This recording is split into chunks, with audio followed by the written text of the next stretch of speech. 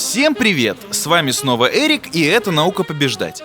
После выпуска о тяжелых танках я получил очень много ваших комментариев и просто не мог оставить их без ответа. Многие написали, что успешно играют в командных боях на танках, которые мы брать не советовали. Что ж, с этим не поспоришь. При желании любой ТТ 8 уровня можно использовать в формате 7.42. Просто далеко не каждый игрок сможет делать это успешно. Тем не менее, раз вы просите, сегодня мы поговорим о тяжелых танках 8 уровня, которым не уделили внимания в прошлый раз. А в качестве консультанта мне снова поможет игрок команды Na'Vi Слайд.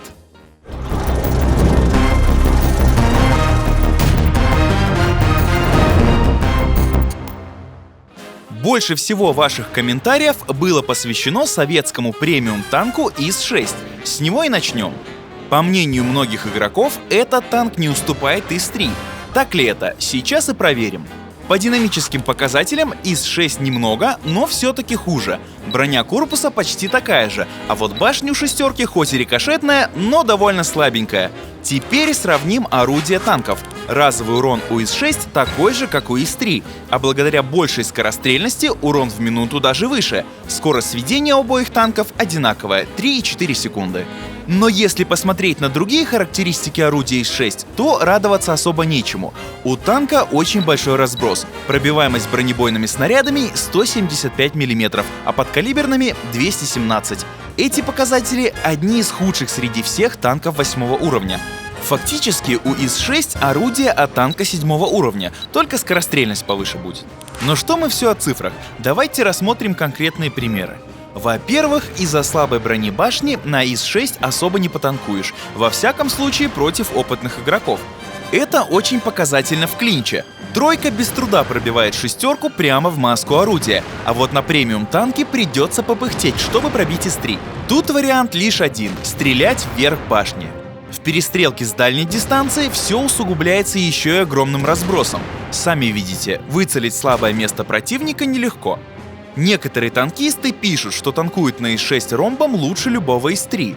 Все это лишь потому, что многие из их соперников просто-напросто не знают, куда пробивать этот танк. Наткнулись на настоящий ромбом ИС-6, стреляйте в щеку корпуса. Ваш снаряд зайдет под прямым углом и наверняка нанесет противнику урон.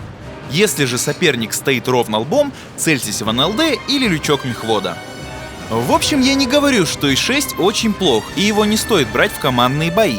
Нет, просто он объективно хуже тройки, и в борьбе двух равных команд это, скорее всего, сыграет свою роль. С другой стороны, игрок, который имеет опыт игры в 7.42 и хорошо знает места пробития танков, балластом для своей команды не станет, а кроме того сможет быстро подзаработать серебра. Короче говоря, решайте сами, а мы идем дальше. Другой тяж, о котором мы не упомянули в прошлый раз, британский Карнарвон. Аппарат весьма интересный, юркий, с отличным обзором и не менее отличными углами вертикальной наводки. Урон в минуту на уровне конкурентов, а скорость сведения и разброс орудия лучшие среди одноклассников. Для рандома танк действительно хорош. Но все же он не так универсален, как ИС-3, и для командных боев подходит меньше. А все потому, что у британца есть два главных недостатка — его броня и очень низкий урон за выстрел. Башня танка легко пробивается по бокам и над маской орудия. Кроме того, знающие игроки часто стреляют в стык башни и корпуса и критуют. НЛД танка также уязвим. По броне бортов и кормы Карнарвон выигрывает только у совсем уж картонного AMX 50-100. Танковать ромбом на нем получится едва ли. Что касается урона за выстрел, то комментировать особо нечего. Максимальный 283, средний 230. Для формата 7.42 это очень мало. Еще один танк, о котором нас просили рассказать, ФЦМ-50Т. Это самый мобильный тяж 8 уровня.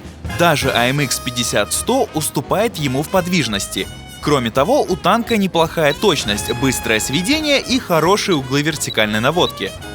А урон в минуту один из лучших среди одноклассников. Но для командных боев ФЦМ слишком картонный. Практически каждое попадание во француза — пробитие. Это, наряду с малым уроном за выстрел, делает танк малопригодным для формата 7.42. Теперь вернемся к советским супертяжам КВ-4 и КВ-5. Было очень много комментариев о том, что броня компенсирует все их недостатки.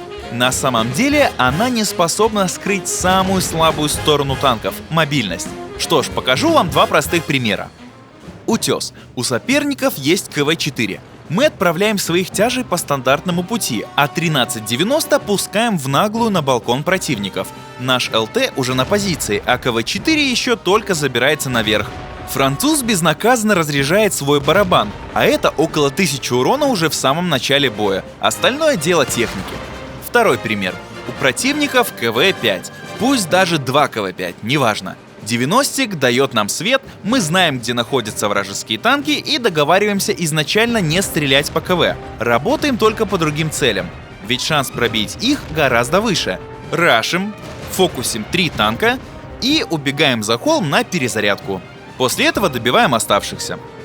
Как видите, если подходить к вопросу с умом, то даже самая хорошая броня не спасет вашего противника от поражения. Да, на городских картах с такими соперниками придется сложнее, но это всего 2 карты из 8. Впрочем, АКВ на сегодня достаточно. Теперь о китайских тяжах. Многие пишут, что они лучше 3-го ИСа. Давайте разбираться подробнее.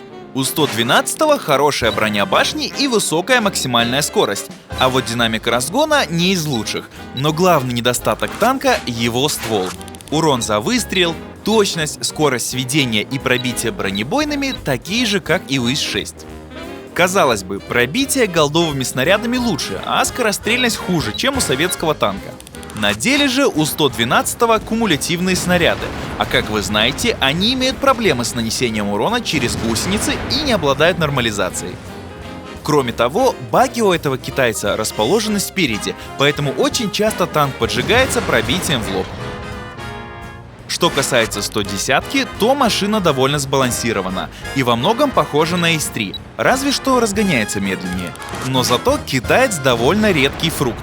Как следствие, многие танкисты толком не знают, куда его пробивать. И в этом его несомненный козырь. Во всяком случае, до того, как вы посмотрите «Науку побеждать». Вообще, лучше всего 110-ка шьется в НЛД или командирскую башенку. Если противник стоит ромбом, то нужно стрелять в щеку корпуса, а вот люк мехвода можно и не пробить, так что лучше не рисковать. Другое отличие китайского тяжа от советского — его орудие. Оно у 110-ки чуть более точное, да и сводится быстрее, а вот урон за выстрел меньше. Но за счет более высокой скорострельности урон в минуту почти на 200 единиц больше. В общем, танк действительно неплохой. Если у вас нет ИС-3, то вполне можно пойти в командный бой и на 110-ке. А теперь подведем итог. Для нас лучшими тяжами в командном бою остаются все те же: американский Т-32, советская тройка и французский барабанщик. И это, пожалуй, все, что мы хотели рассказать сегодня. В следующем выпуске поговорим о ПТ, а также затронем тему САУ.